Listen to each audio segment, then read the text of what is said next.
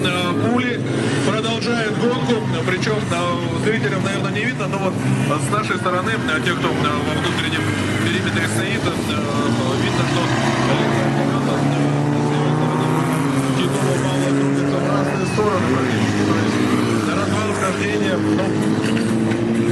такой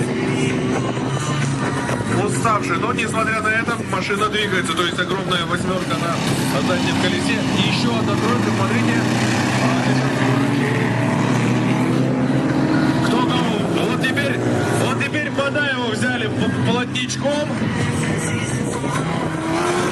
А номер 7 Аношкин Борис и Клевакин.